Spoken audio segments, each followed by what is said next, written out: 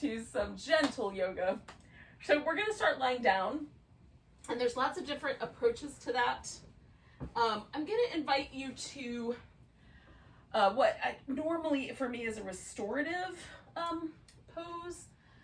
We won't do it quite necessarily quite as long as I might in a restorative class, but it's called mountain stream pose or bubbling brook pose, or I call it mountain stream pose. So we're going to sort of drape ourselves over some props, almost like you would kind of drape yourself over, or water kind of runs over rocks. So a blanket is helpful. If you don't have a blanket, you can use a yoga block under your upper back instead, or you can just lie down. It'll be fine. but the blanket is helpful. So what I do is I roll the blanket up, and I like mine to roll more like an oval than a tube, but it could go either way. And this is going to go across my back, right about where my shoulder blades live. So the bottom tip of my shoulder blade will land somewhere on this blanket, and then my head is going to rest on the floor. So whatever is a comfortable kind of arrangement there. And then I'm going to use this pillow under my legs. And if you don't have something like that, again, a yoga block under each thigh, or you can put your feet on the ground so that your knees are bent and the hip flexors can relax. That's the primary goal there, is a relaxed hip flexor situation. Now, it usually takes me a second to get this kind of just right.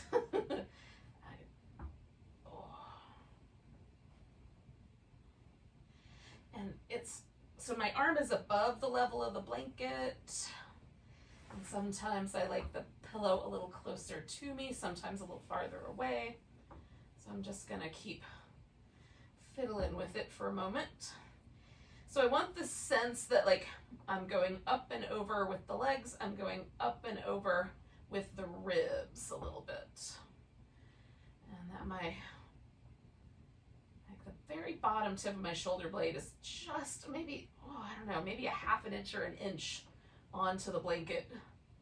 And the rest of my upper back is a gentle slope down to my head resting on the floor. Now, this kind of makes me want to stick my arms out to the side, and you can definitely do that. You can do a cactus with the arms even, or even more overhead. You can also kind of, like for me, I can tuck the blanket in a little on the sides, and then I can put my arms in a more sort of corpse pose arrangement, which I like better. So once you got yourself settled, we're just gonna let ourselves hang out. And basically, we're doing a fish pose. So we're just up, supported fish. For me, it's a little more mild, and the leg arrangement is different than a fish pose, so it has slightly different variation, but mostly it's a lot alike.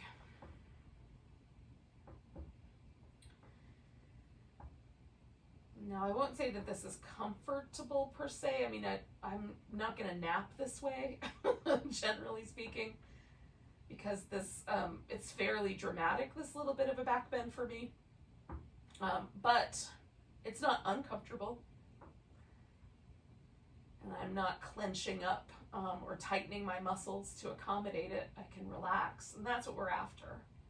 So if it feels like your low back is in jeopardy or you have to tense up to hold the pose, definitely either adjust it a little bit smaller, or you can skip it altogether. That's always an option, is just opting out.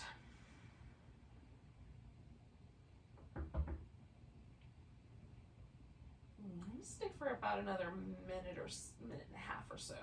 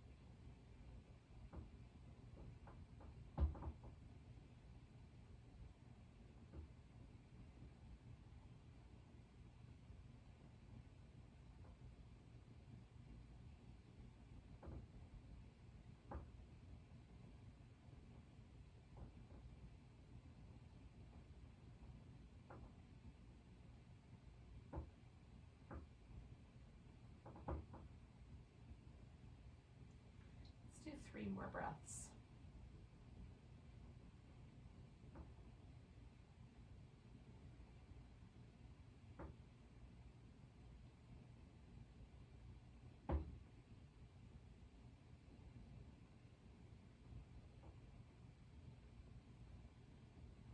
Now, figuring out how to get out of this can be the more interesting component.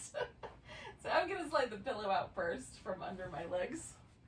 And then basically I'm just going to roll onto my elbow and then pull this blanket out. Now, I like coming back onto my back because, oh, the magic happens right there. Oh. And there's this sense that just my whole upper back sort of spreads out like a meadow all across my mat. It's delightful. I like little windshield wipery moves that just, there's like a little twist but not too much. There's a little hip adjustment, like internal, external kind of, you know, movement, but not too much. It's lovely. But if you want, you can bring your knees into your chest and give yourself a little rock on your back that way, because that's also delightful. Now I have brought myself, I think, down my mat far enough that when I raise my arms over my head, I'm not going to run into anything, or at least not too bad. And that's the idea. So if your space is such that you need to adjust your positioning on your mat, definitely do. So I've got a constructive rest happening here with my feet resting on the floor. My arms right now are reaching down toward my heels. And I'm going to propel this whole thing from my shoulder blades and stretch through the arms for the whole movement pattern. So if your movement pattern needs to be slightly modified, modify it. Sometimes there's shoulder injuries that are tricky for lifting our arms over our head. So if you have to stop before you get all the way to the floor, just stop where it's most appropriate. So we're going to reach down towards the heels, and then with the shoulder blades, I'm propelling my arms up toward the ceiling and then up over my head so I can feel against the floor that movement in my upper back. Now I can do this with just moving my arm bones, but I like it more when I incorporate all of the muscles in my upper back and shoulder. So I'm just going overhead and coming back, reaching through the arms the whole way. All right, one more like that.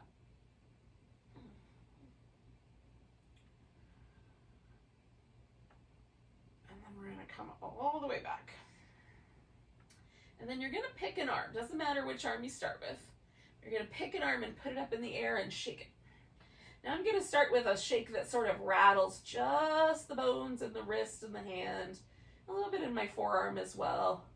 But this movement is kind of softening by the time it gets to my shoulder.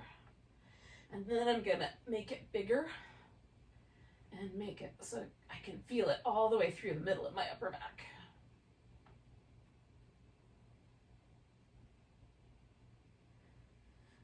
All right, now that arm is going to come across my chest. I'm going to reach over with my left hand and grab it. I did my right arm, so if it's the opposite for you, just whatever your opposite arm is. So I'm going to pull my arm across, which what makes my shoulder blade want to go off my back, right? So instead, though, I'm going to work with my back muscles and try to pull that shoulder blade back into my back. So there's a resistance happening. It's not visually apparent, but you can definitely feel it. So we're trying to draw that shoulder blade in and simultaneously pull it out with the opposite hand. Now for me, this is one of the best moves that releases tension between my upper back and my shoulder blade, and those little rotator cuff muscles that live on the back of the shoulder blade. It resets my shoulder in a way. It kind of lets my shoulder blade sit on my back a little more evenly. I spend a little bit of time on my computer every day, so this is really useful. And I sleep on my side. And those are both things that kind of make the shoulder want to roll forward. Okay, so I'm going to release that arm and then let that one rest. And just for a moment, I'm going to take a little like right side, left side inventory and see if I can feel a difference between the two. And normally on my right side, because my shoulder wants to roll forward, the tension in the muscle is such, It feels like the bottom tip of my shoulder blade is pushing into the ground a little more heavily, but now there's no pressure point that I can feel on the back of my shoulder blade. It's just as even as it can be, and it feels like it's rolling slightly backward, which for me is a big change. So we're going to stick the other arm up in the air, and I'm going to do the rattly shake to start with. And just feel like the bones in my hands are rattling, and my little fingers are flipping around, and the wrist and the forearms to some degree. It sort of starts to soften again by the time it gets to my upper shoulder or armpit. It's a pretty soft movement. It's there, but soft. Okay, then I'm going to make it bigger so that it shakes all the way into my upper back.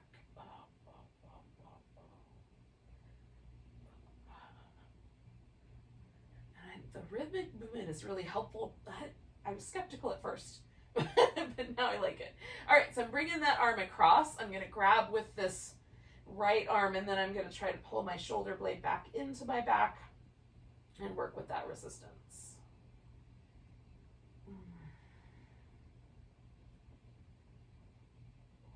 So the combination of like a fish pose of some sort, and then a couple of these little shoulder moves is, for me, a great way to get my shoulders sort of reset from sleeping on my side or from whatever work I did to it yesterday. And then, tomorrow I'll wake up and it'll be back. I'll have to do it again, but it feels really nice in the meantime. I'm going to hold this little battle that I'm doing here with my upper arm for 2 more breaths.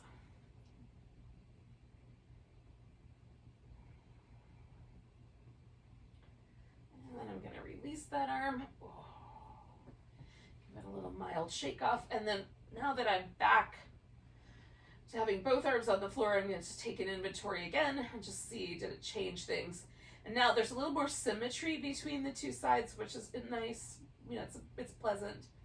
And again, there's the sense that my upper back is able to sort of relax into the floor rather than feel like it's being drugged forward. So it may not be the magical shoulder release for you that it is for me, but gosh, if you like it, keep it. So we're going to come to a seated position.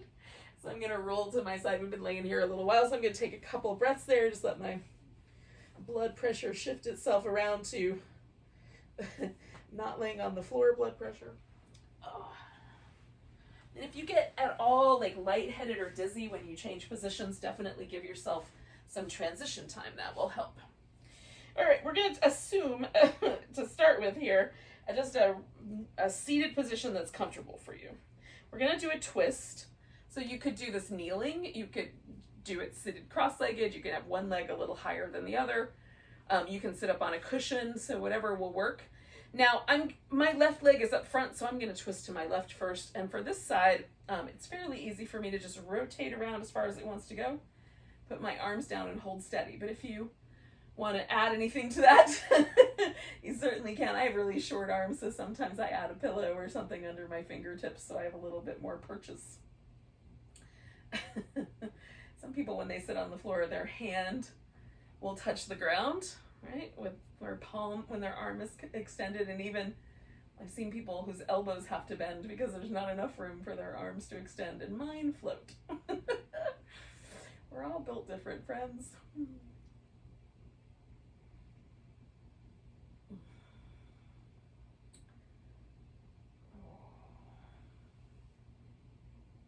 Now I'm feeling just the slightest little interesting tug on the back of my right hip. So I'm just going to shift my weight a little bit. So I'm using this as an example. I don't know what's happening in your pose, but as I get into a pose, instead of like mentally checking out, I try to feel my way around it. And if there's something that shows up that's kind of like, so this interesting sensation at the back of my right hip is not a normal thing that I feel. So by shifting my weight over to the right a little bit, that dissipated that sensation. And then I can kind of play with it, leaning in and out, and see if I can figure out where it's coming from. Sometimes I disappear into those while I'm hanging out with a yoga pose. Sometimes it's just the breath. And you can also use that to give you you know, just like lean into your intuition a little bit. Maybe I should back off a notch. All right, so we're gonna come out of the twist. Now, I still feel like I'm turning a little bit to my left, so I'm gonna wait for that to dissipate a little bit. I've got my left leg extended. Now, you can keep it down the center line, or you can move it out to the side. I'm gonna go for the side today, and when I do that, I often like to have a little support under my knees. It's a little more vulnerable for me. The back of the knee is a sensitive area anyway, so just make sure that whatever support you use is soft and doesn't cause any trouble. I've put blocks behind my knee before and they're a little too pokey. Okay, now I'm gonna fold down the center and then I'm gonna kind of lean towards the straighter leg. You can roll your navel more towards the ceiling or less. You can roll it all the way down towards the thigh or less. I'm going for somewhere in between. So I get some of the side stretch sensation and some of the forward bend sensation in my back. So I'm looking for the most territory in my back that I can bring into a stretch here. I'm just gonna see if the arm is too much. I think it is, so I'm gonna put that back. So what I'm after is a stretch that encompasses as much of the right side of my back as I can get. Within reason, right? Without causing any trouble or making muscles unhappy.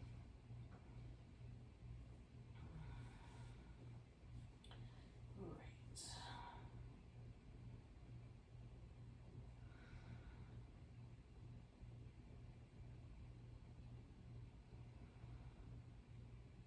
Now my legs are active, my toes are spreading out. This left leg, the toes are, I'm trying to kind of keep them pointing up so that I've got a little, it's just a choice, but it's a little structure on the bottom of this pose that gives me something to feel against, right? So if I let my back relax and there's all that structure in the legs, there's a dichotomy, that's not the right word, but there's a, you know, a gradient of sensation, that might be the right word. Good morning, pumpkin. So I'm taking one more breath. And then I'm gonna inhale my way up. Now, for me, that portion of my body, my back, is the biggest landscape of sensation. Oh, and there's tons of sensation coming out of the pose.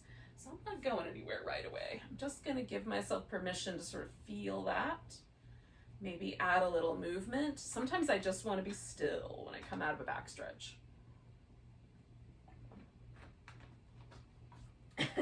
There's so many little muscles in this lower part of my back, like deep in, that connect the rib and the hip, or that run up and down the sides of the spine, or that go in between the little vertebrae. And man, is there a lot of sensation.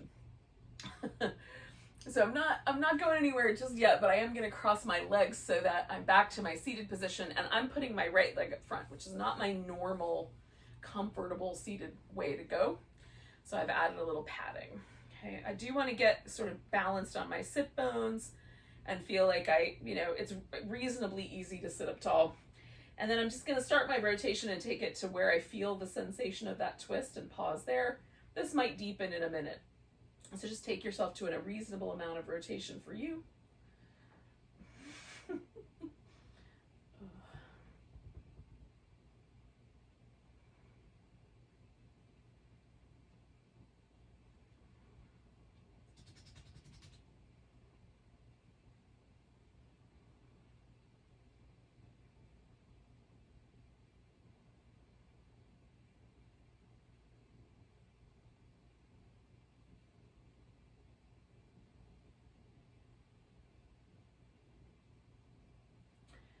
I just got permission from my back to twist a little deeper, just in this area where my shoulder blades live. And ooh, does that feel nice?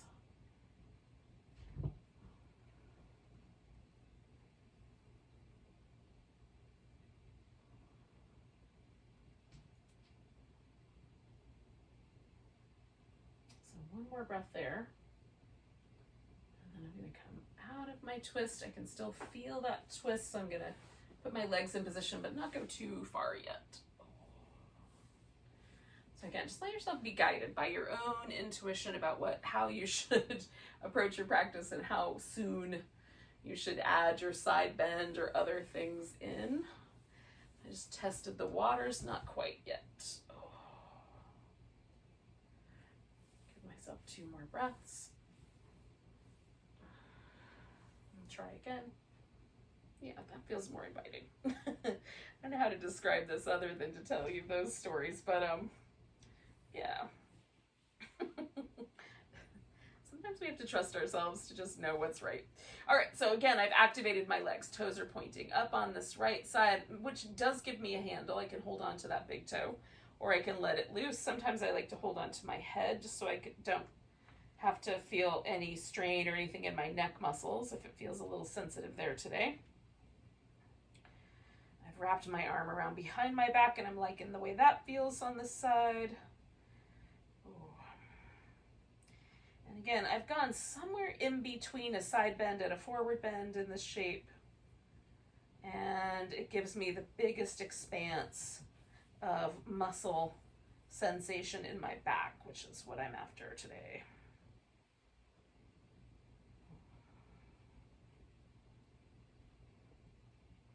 And again, I want to do that in a kind way because these are sensitive muscles, especially the muscles that live right here in between the ribs and the hips in the back. Those little guys can be so sensitive to stretching them. And then later you are sore or tender there and wonder why.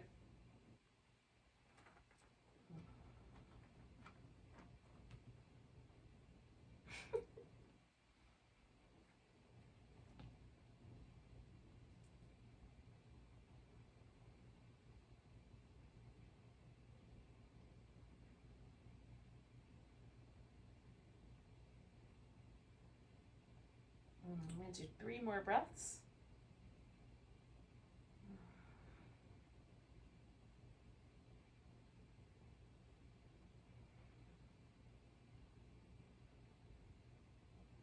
All right, so coming out of this, I'm going to take a nice big breath. Again, I'm going to come out kind of slow, give those muscles a chance to sort of transition here.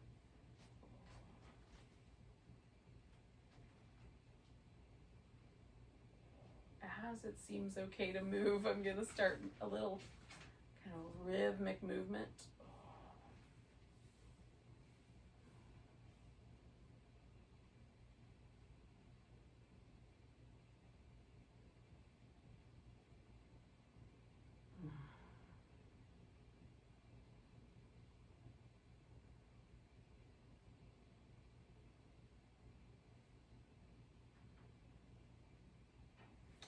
All right, now we're going to do something symmetrical. Now you can have your feet together, you can have your feet out wide, you can have your feet together that way, right? With the knees out like butterfly wings. I'm going to go for the butterfly today. That's feeling nice. And then I'm going to grab the front of my shins and I'm just going to sit up tall. That might be enough. Actually, I'm feeling invited to bring my hips a little forward, so I'm going to try that out. See how that goes, and I might even round my back a little bit. Yep, that's feeling nice. Just trying to figure out where it went. All right, so we'll just breathe. Oh.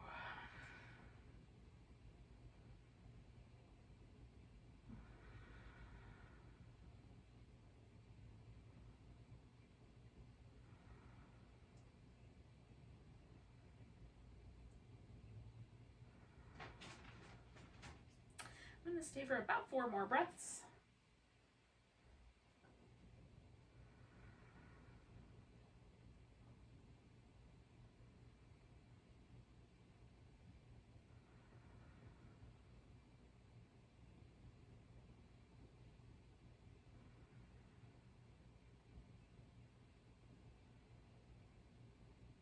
And then coming all the way up. Ooh, all right. So, I have explored my back through a twist, a side bend, some shoulder stuff, a nice rounded shape, Well, let's explore it a little bit more. This time we're gonna go for some cobra shapes. So I'm gonna land on my belly, and we'll start with a crocodile. So you're gonna essentially stack your arms. You can rest your chin or your forehead on your forearms. If you want a little extra padding, you can certainly put a blanket down underneath your pelvic bones, if that is a problem.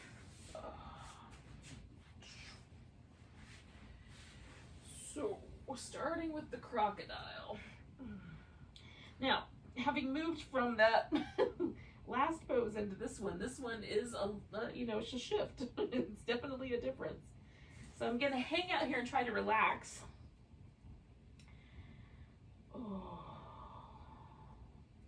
And it's a nice transition pose into the cobras or some locusts.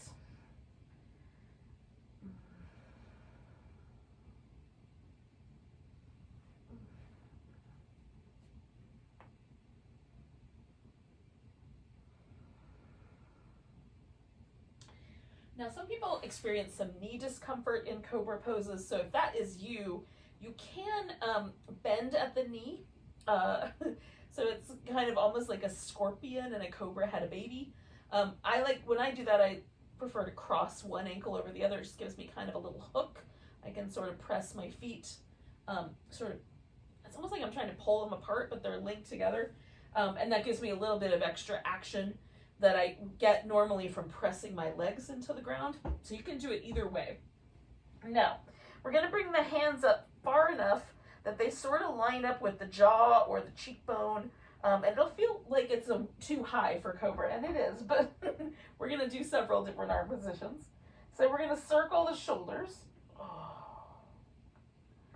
And go the opposite direction. And then plant your palm and press down so that there's good contact between your thumb and your index finger. And then lift against the floor. So I'm using my back muscles to lift, and then I'm gonna pull backwards against that resistance to open my chest up. Hang on, there's a tiny spider on my mat. There we go. People find other things to do, tiny spider. And then come on down. Now I'm gonna slide my hands back a little bit more lined up with my shoulder itself. So a little further back, and then circle the shoulders. I'm a little concerned about where that tiny spider came from. Was he in my hair? Where was that tiny spider? Now I'm obsessing. All right, we're gonna come back to the yoga. Palms on the floor, nice and flat. We're gonna lift, broaden out the chest, pull against the floor. I'm trying to keep my neck relatively neutral. I'm doing lots of work with my legs. One more breath. Coming on back down. And then sliding the hands back close to the chest muscle height. Roll in my shoulders. Go in the other direction. All right, so I'm going to lift into cobra.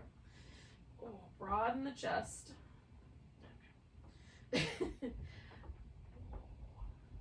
Reach it out through my legs. Now I'm gonna keep my chest kind of where it is, but I'm gonna bring my hands out like little spider legs. I'm gonna take the right shoulder forward, left shoulder back, looking over to the left, and then the opposite. Right shoulder left. That feels good. Left shoulder high, right shoulder low. One more in the in each direction. That's what I'm trying to get at. All right, friends, we're gonna go to child's pose. And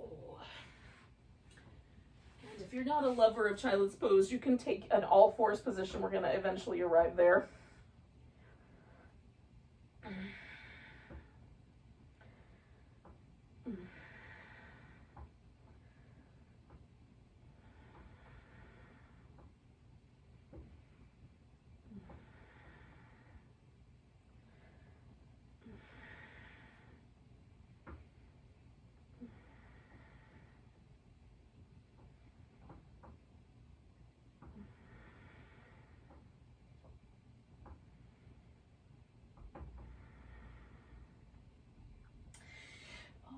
Right, so we're going to come to all fours.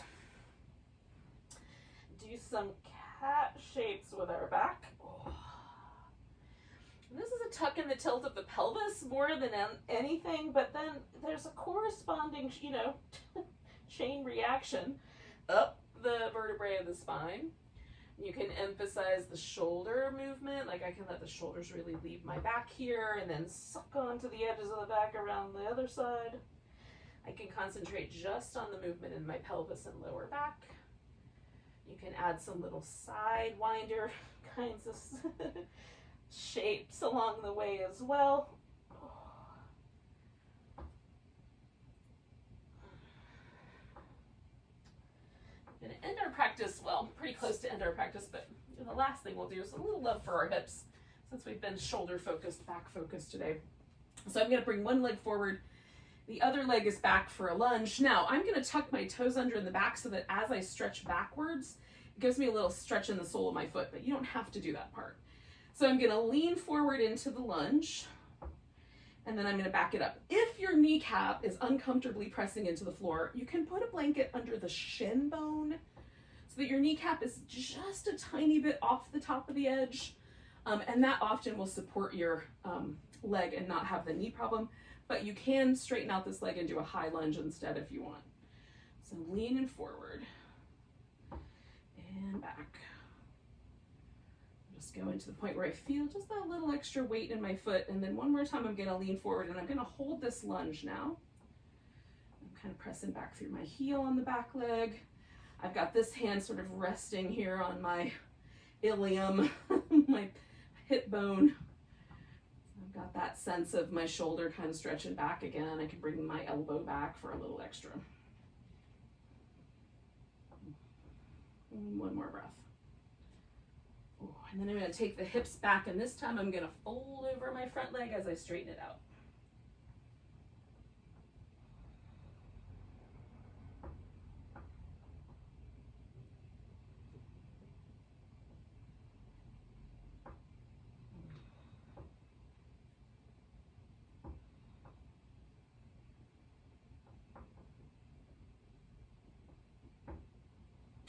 So I'm going to put both hands over here on the left so I can take my right leg back and then reach the left arm up and have a little spinal balance work here. Draw in through the sides of the waist.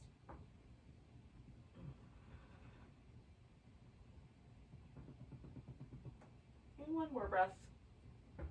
Ooh, and then I'm going to bring that all down. Maybe do a couple little cats.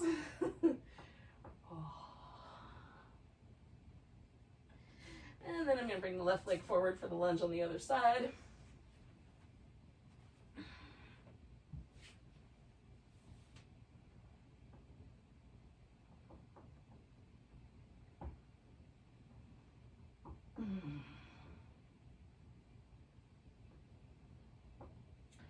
All right.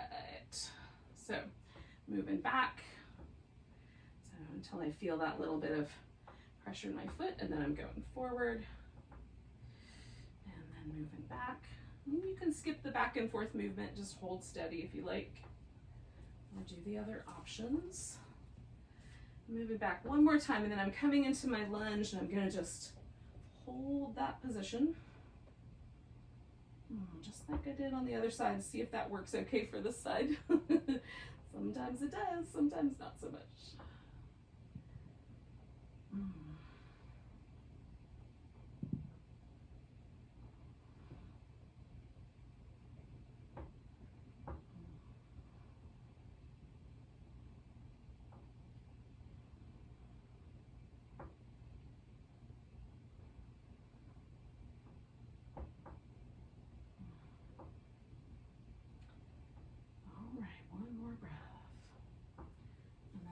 Take myself backwards and straighten out my front leg and fold toward it.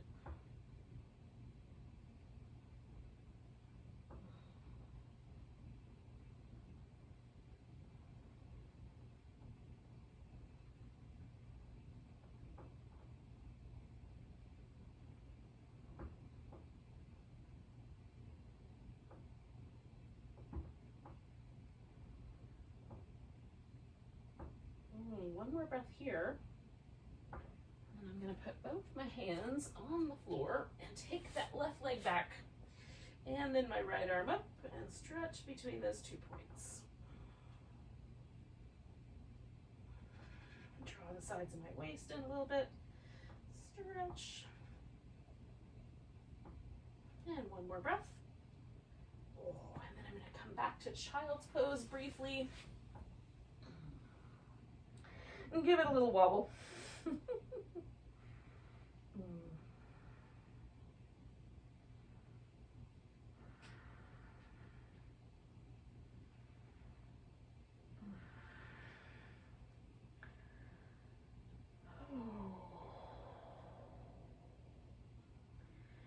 I feel like I could nap right here, but instead of napping right there, I'm gonna come to my back and we'll do a little reclining twist, which might be a nicer place to nap.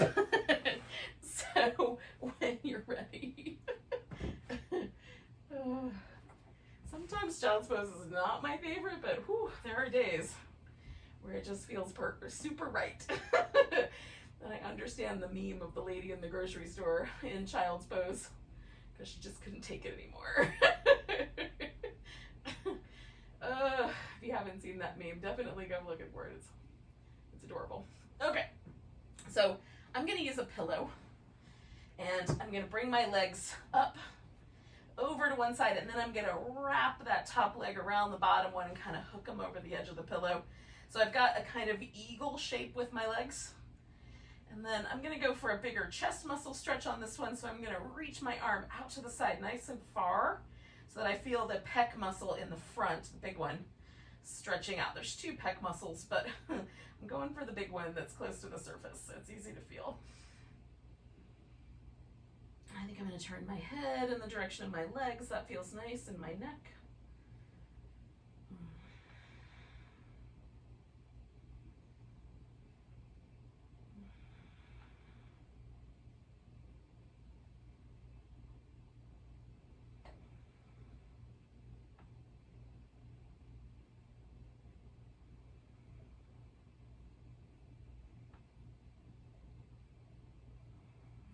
Take about 4 more breaths here.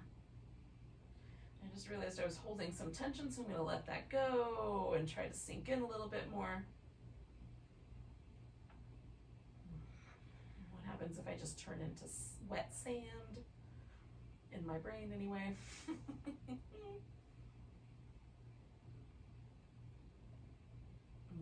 right, and then I'm coming back to the center. Oh. I'm going to take a moment. Oh gosh, that feels nice. Oh. I'm just going to take a moment and release everything and then pause and just see where I landed. Oh.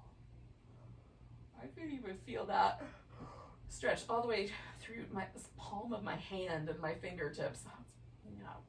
I definitely went for it. So when you're ready, we'll do the other side. I'm almost ready. I think I'm going to take 2 more breaths and then do it. Oh. Okay, so I'm going to wrap my legs around each other as best I can, kind of eagle-like, eagle pose anyway, and then reach out through that chest muscle. I'm trying to get some length there. I don't want to cause any trouble. Like if my fingertips go numb, that means I'm pinching a nerve underneath my, or in between my shoulder blade and my collarbone generally. So I don't want that, but I do want like as much sensation as I can get in this big chest muscle. Because it feels nice to release that guy. It stitches all the way over here to the breastbone and to the arm bone. And it is this kind of whole expanse of the front of the body. And on the last side, I could feel that stretch all the way through my palm when I let it go, which is interesting. I don't always notice that. Oh.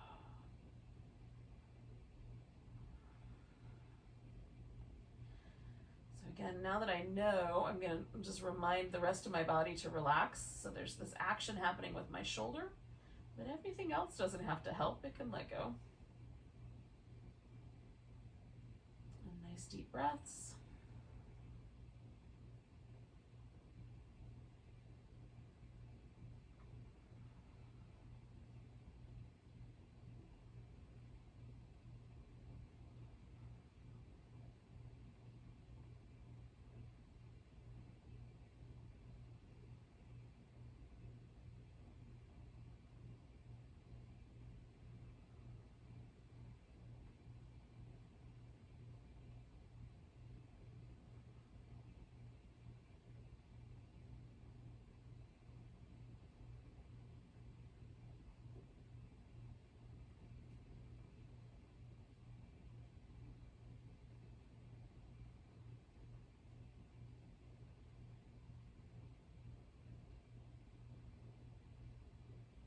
Okay, I'm gonna take a nice big breath.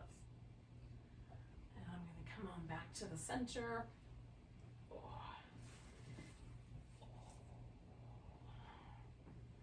Now, you can come to a seated position and end with a seated meditation. Or if it feels nice, since we're here and you want to, you could stretch out into corpse pose and end with a relaxing lying down meditation. Whichever you'd prefer. Oh. And the meditation is just be present where the practice brought you, right? So we do all this practice for reasons. I mean, the most simple reason is we want to stretch out, touch, release tension from every part of our body. And especially I notice as I age, there tends to be more stickiness, a little more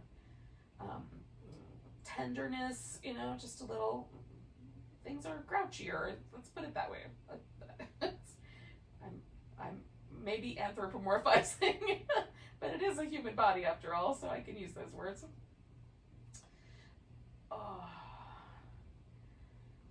So having a chance to stretch out and do a little bit of yoga every day is really kind and feels really good. So I can just be for that, right? That's one reason to practice. I also love the opportunity to not pay attention to anything else, not let my mind race the way it likes to. So I can be in that headspace of just being present, keeping my mind relatively quiet.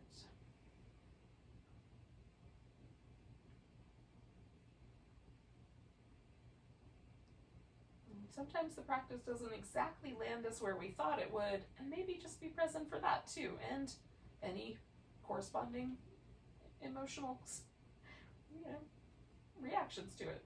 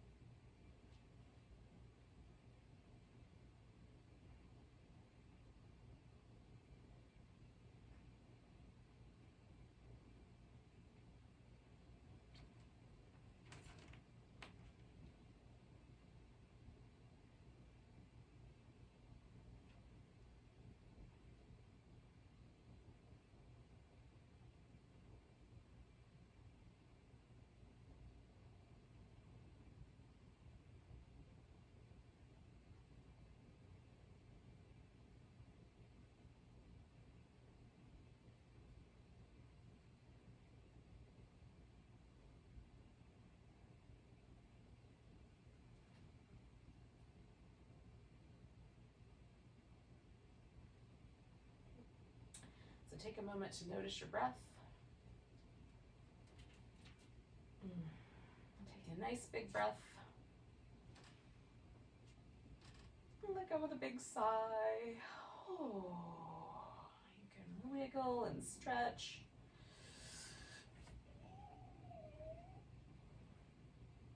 Oh, hug in a back massage.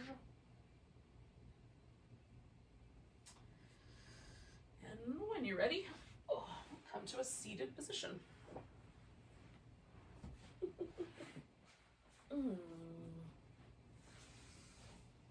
Bid each other adieu with one more big breath.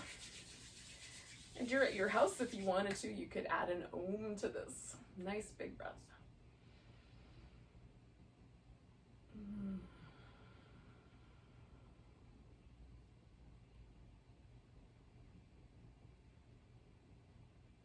So thank you for joining me. Namaste.